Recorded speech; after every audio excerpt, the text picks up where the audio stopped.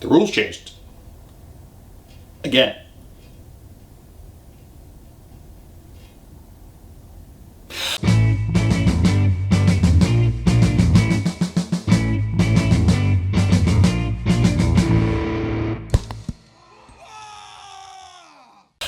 Welcome, ladies and gentlemen, to another Glacial Geek thoughts. Deep thoughts. We'll say deep thoughts then, coats. There's not going to be any coats. It's just going to be some deep thoughts about what this here indicates, which is a whole bunch of wraiths being painted up.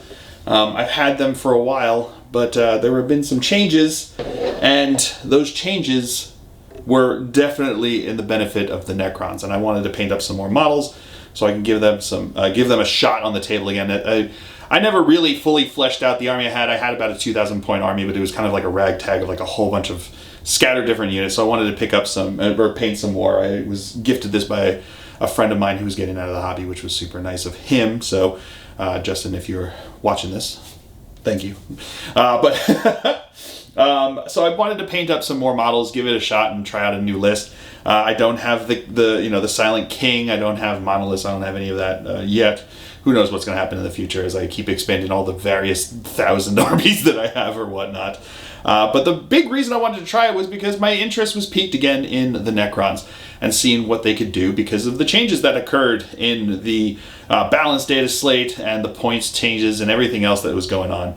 And it made me want to give them a shot, which I think is the whole reason that these changes are happening, is to give people more of a boost in interest in playing the armies that they either have or that they've wanted to try and that they feel like they can do something new with them and give it a shot, give something another shot, and that feel like they can compete again with all the different armies that were busting out there and performing, highly performing out there in the meta, whatever the meta might be.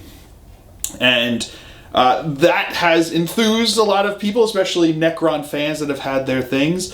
Orc fans are a big proponent of the new WoW rules, and sure, Custodes fans are probably not as thrilled.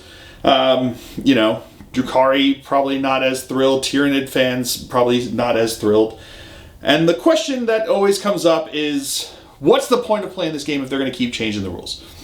Why do we keep playing this game that just keeps changing every 6 months or every 3 months based upon the whims, seemingly, of GW? And to answer that question, you need to understand, I guess, why it is that you're playing. Because at the end of the day, I am not hearing complaints about the shakeups, either with the changing to the CP, with the Nephilim rules, or the points changes, or the Balance Dataslate changes, from a lot of the top competitive players. You don't hear them complaining about these changes, or the fact that there are changes, the fact that there are FAQs, there are balanced data slates, the fact that things are in flux and changing. They view them as a new challenge, as a new thing to see that they can answer with their army, or figure out a new army that they want to pick up and try out at the next big tournament that they're going to. That is what the aim of a lot of these changes are. The balanced data slate, the points changes, the Nephilim GT pack, which specifically has GT pack, Grand Tournament pack, in its name, are designed for, is the competitive aspect of this game. And if you find yourself in the situation where you haven't played a game in 3 months and 6 months and the game has changed 3 times since then, and you're having a hard time keeping up with everything that's going on, I understand that feeling. But I think that you need to have an understanding of what it is that you're looking for from the game before you get upset about what these changes can indicate. Because at the end of the day, GW can't tell you how to play your army with your friends. And if you and your friends have not played in 3 months, there is no reason for you to have to pick up the Nephilim GT pack if you're not planning to go to a big tournament. You don't have to follow the things that have changed in the data balance slate, or the balance data slate, data balance slate, whatever the slate of balance that is data. You don't have to follow those if you don't want to. And I know that's a simple way of saying it, and it sounds like I'm being flippant about it, but it's a very specific and real answer to a problem that I think a lot of people find frustrating right now.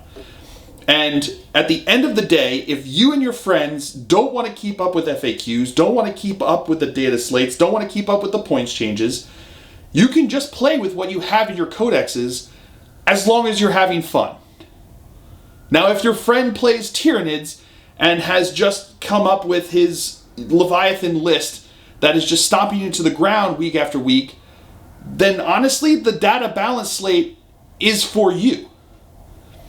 If you are only playing every 3 months and you and your friends don't care how it goes and you just want to play with your toys that you've been building and painting without following what's hotness and what's cool and what's doing well and what's not doing well and what got nerfed and what got boosted, then don't play with those rules. Play with what's going to make you have fun. The only time that you have to follow the rules, that you have to pick up the GT pack, that you have to follow having 6 CP at the beginning of the game as opposed to 12, the only time you have to play with stratagems, the only time you have to play with the Dataslate buffs, the FAQ rulings, any of these things, the only time you have to play with those is if you're at a tournament, an organized tournament that is going on. Because what those rulings do, what those FAQs, what the points changes, what the data slates do, what the new GT pack does is shake up the tournament scene and try to create a balanced, as balanced as you're going to get with 1,000 disparate different armies, as balanced a playing field as you can get for a competitive scene. So if you are going to bring yourself and 250 of your closest friends to go to a giant GT, you have to have a basis for understanding of what you're playing. And you also want to go into it with with the basic appreciation that if you happen to suddenly become a tactical genius overnight, that you could win with the army of your choice. And what these data slates do, and what they've been trying to do over the last couple of months, is find an equilibrium that will allow that to be so in those kind of situations. But if you find yourself having not played for 3 months and you can't keep up with what's happening, what the changes are, then odds are you're not a hyper-competitive player. Odds are that you are not a constant tournament goer. And if that's the case, then you don't have to worry about those changes. You don't have to play with those changes if you don't want to. If you were just playing with your friend in your garage, if you're just playing with your friend in your backyard, if you're just playing with your friend at the game store, as long as the two of you understand what it is that you're doing and understand and accept what you've decided to do, then you can play it however you want. Hell, you could play 4th edition if you want to with all of the cool new models and come up with your own ideas for how they balance out. You can play a different game with the cool new models that you have. As long as you and your opponent agree to it, that's fine. All these balanced data slates do, all these FAQs do, all these points balances, all of these GT packets and changes to CP and how things get refunded to you, all of those changes are only absolutely necessary in a tournament scene, in a tournament situation. So if you can't keep up with it, then don't keep up with it. The only time you have to keep up with it is if you want to get into those kind of scenes, if you want to get into the competitive scene, if you want to go to GTs, if you want to go to LVO and Adepticon and all Nova Open. If that's what fuels you in this hobby, if that's what you want to do, then odds are you're not complaining about them. Odds are you're cool with these changes and you want to see things change up, because part of the thrill that you get from the game is finding the answer to these riddles and to these ever-changing riddles. Because once you have an answer, once you have a list, if you've played it 1,000 times, odds are it's probably going to get boring. You can have the same 2,000 point list if you play once a year and not have a problem. Because you're only playing it once a year, you're not going to get tired of that list. But if you are like a hardcore tournament player and you are practicing multiple times a week for the GTs and you're highly honing your list, and a lot of the top guys, they'll play the first 2 turns of a game, reset, play the first 2 turns, reset, just so they can get an idea of how they want to play the game and have their strategies and work it out. For them, these changes are what this is for. And that's why it's labeled a Grand Tournament packet, with the rules and everything to go along with it. That's also why they, in the latest FAQ, they changed the ruling, they changed how the secondaries worked from the main rulebook. Because those are still completely valid. Those are completely able to be played, just not at a GT. And that's the point. You have to understand what it is you're looking to get out of this. You know? And once you understand what you're looking to get out of this, you can have a better appreciation for how to play the game and what you do and don't need to keep up with. So if a brand new unit comes out and you don't have the money or the desire or whatever it is to pick it up, even though it's the new hotness and you don't want 3 of them or you don't want 6 of them or whatever it is, then don't do it.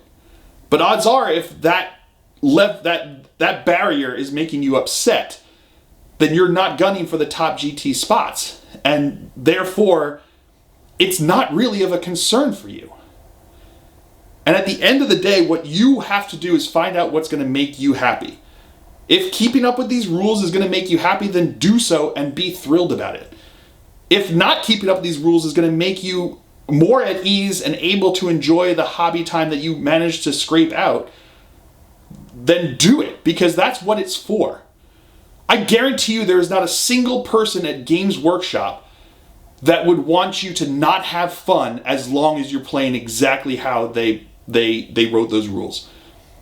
In fact, most of their battle reports and everything they do, they come up with different scenarios and say different things of how they want to play it because they want to have fun. And that's the whole point, is that this is a game and you have to be able to have fun. And if someone else is having fun in a way that isn't fun for you, then you don't have to play their way. It's like if you want to play basketball, but all you want to do is just go in your backyard and just shoot free throws. Just shoot around, talk with a friend, dribble the ball a bit, make some layups, and just have fun in your backyard. You can do that. There's not going to be a ref there calling travel on your layup. There's not going to be a ref there calling double dribble on you because you paused for a second to tell a story and then started dribbling again. No one's going to call you on that. Those are the rules as written in basketball. You're not allowed to double dribble. You're not allowed to travel. But if you're just playing with your friend in your backyard, no one's going to do it. And if your friend doesn't care and you're just having fun, it doesn't matter if you're not playing by the rules as they are written, as they have been laid down upon by the gods of Olympus. You're allowed to enjoy basketball without following the rules to the T. Is your hoop 10 feet exactly? Probably not. If your dad put it in the backyard, mine was 11 feet tall because my dad didn't put it deep enough. So what? We still had fun in the backyard just playing with my friends. No one cared. And that's the way you have to see this hobby as well. If you want to compete in the NBA, then yes, you will be called for double dribble. You will be called for traveling. You'll be called for a whole lot of different things that you're not going to be called for in your backyard game of shoot around. And if you want to go to a higher level and you just want to go to a basketball tournament at a local park that they're hosting, that the city's putting on, then yes, you're going to have to follow rules. When I went to school in Notre Dame, they had something called bookstore basketball, and they would have refs, and they would call rules. So it's not just you and your friends playing. You were in a tournament of basketball, and you had to follow the rules that they put forth. But those same players could have decided they didn't want to do in the tournament. They just wanted to go and shoot around at the gym, and no one's going to call anything on you. As long as you have an agreed upon decision with you and your friends and the people you're playing with, that is how you find fun. And unless you have made Warhammer your way of life, your meaning in life, the thing that you are doing to put food on the table, the lights on, then these changes don't really make a difference. If the NBA decides to change how they rule different things, it's not going to affect your game in the backyard. It'll only affect it if you are going to be playing in the NBA. So if you're not looking to play in the NBA of Warhammer, then you don't need to worry about the GT pack. You don't need to worry about the data balance slate if you don't want to. I would recommend that you look into them because the changes that they made there really do bring some balance between some disparate codexes. So if you and your friends happen to have two on the other end of the scale, it does bring things a bit closer together. So even in your fun game in the backyard, you could have fun with it. But anything that overwhelms you, anything that angers you, anything that you find hard to keep up with does not need to be there as long as you and your opponent agree that they don't need to be there. So how do you keep up with these rules? You only do it if you want to. That's how you keep up with it. So if it frustrates you, then don't follow it. If it enthuses you, then absolutely keep up with it. Figure out what that new combo is going to be. Find the new hotness. Figure out that list that you think is going to do rad at the tournament for you. And try your hardest. And do your best. Rewrite your list. Rewrite your army. And do what you want to. But if you don't want to, if you have your 2,000 point list that worked when you got the codex, and you're happy with the rules in the codex, and your partner is happy with the rules in the codex, and they're happy with their rules in their codex, then you're good to go. And at the end of the day, if your opponent doesn't want to do that, then you guys can come to an agreement. And that's the whole idea through anything. I had a friend who, when we would play basketball, liked to call those rules. And, you know, we would let him do what he wanted to sometimes and then laugh at him sometimes because he's trying to call traveling while we're just shooting around in the backyard. So there will always be someone that wants to play the game differently than you, and you kind of have to allow them to play it how they want to. And you will find that you either want to play along with them the way they want to, or you can get them to play along the way you want to, or you will find a happy medium, or you will just figure out you don't want to play with each other. You know? I've had that with when I tried to play soccer. I was not very good. So when I tried out for the dorm team in college, I was not very good and quickly decided that was for people who took this a lot more seriously than I was. And that might be the case for you. But you will find your people. You will find the people that want to play with the way that you want to play it. Because based upon what I see in all of the comment sections, there are a lot of people out there that don't like the GT rules, that don't like the competitive. They just like the fluffy rules. They just want to play the game with their toys that they've built and painted. So they're out there. So find them. And that's how you're going to have fun. Because at the end of the day, if you're looking for a fluffy reenactment of a scene from a book that you read, and your opponent is looking to find the tip of the spear in the new meta that he is driving towards the top of the GT pile, then you're not going to have fun regardless of what data slates, regardless of what FAQs, whatever points changes have made. Regardless of any of that, you're not going to have fun with each other because you're looking to get different things out of this hobby. Both are valid pursuits. Both are valid ways to have fun. But they may not be the way for you to have fun. And that's what you have to understand. And to try to expect every single other person in this hobby to enjoy the hobby the way you do is not only folly, but it's kind of a dick move. To expect everyone to follow it the way that you've ordained it to be is not great. So what GW is doing now is they are catering to an audience that they have historically neglected. Historically, the competitive side of the game has been neglected. They had zero communication, they had zero clarifications, they did not balance things. If they put out a broken codex, it was broken for another 3 or 5 years until the next edition came out and the new book for that came out. So that was what we had before. And now they are listening. Now they are hearing what people are saying. They're looking to balance things. They're looking to change things. So when people complain about Drukhari having a 79% win rate at a tournament, and that made people upset, they made changes. And they went down. They're not as effective. They did it to AdMech. They went a bit too far, and the latest Balance Dataslate, they reined it back in. And the whole point is that they have to try to find the balance for a competitive game. But if you're playing with your friends in the backyard, there is no rule in that book that you have to follow other than having fun.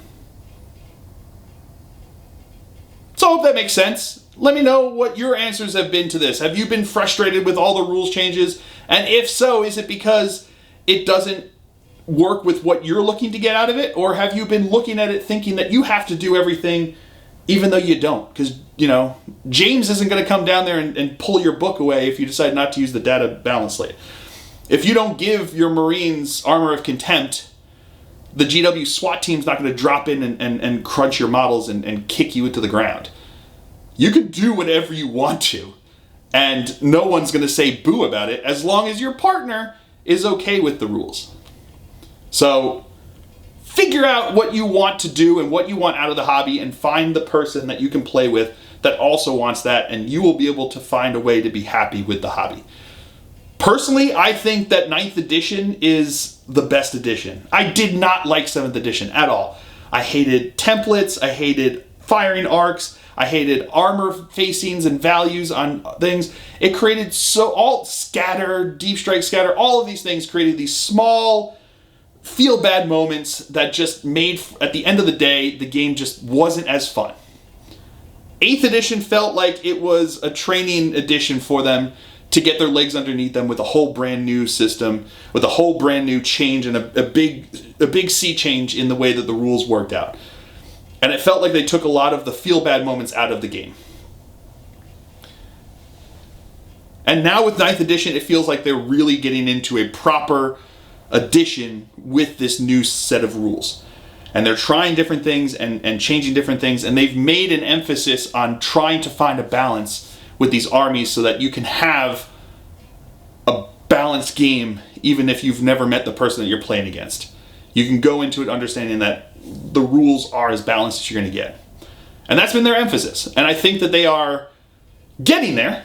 And I think that these latest points changes and the latest balance data slate of data balances gets us there, gets us a lot closer to the ideal place of everyone being able to hit the table and play with it. It doesn't mean that you're going to be able to just show up with, every single model that you want to play. If I showed up with only Reavers, perhaps with my Dark Angels, I'm probably not going to do that great. There's still always going to be units that are going to be doing better than others.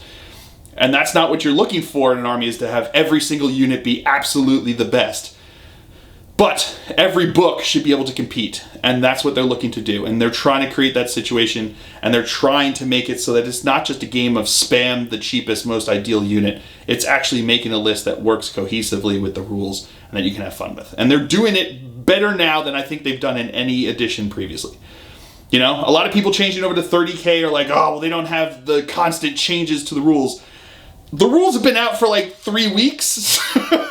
Even at GW's rate, that would be astonishing if they came out with as many balanced data slates as they have with 9th edition that they've had in the last 2 years. So give it a chance. I guarantee you things are going to probably be changing in 30K as well, just because that's the reality of the new GW, is that they're actually listening and they don't want to just hand things down from up on high.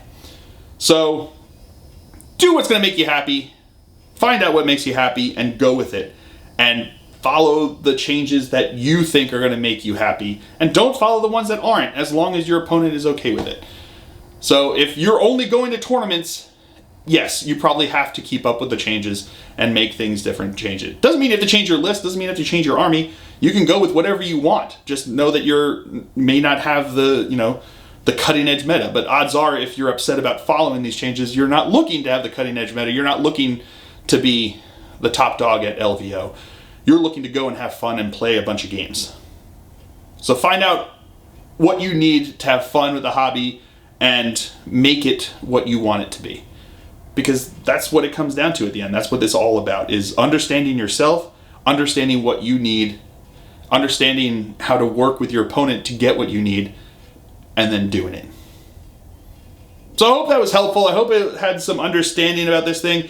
There's a lot of anxiety, like I said, about all these changes and the way they've come in. I think there was an unfortunate confluence of a lot of changes that came all at once that overwhelmed a lot of people.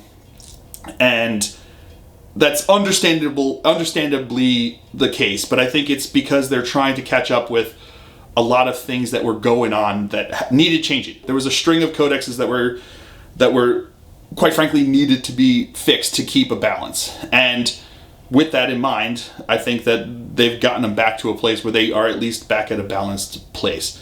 And we'll see how they go forward. The CSM book was great. The Chaos Knights book was great.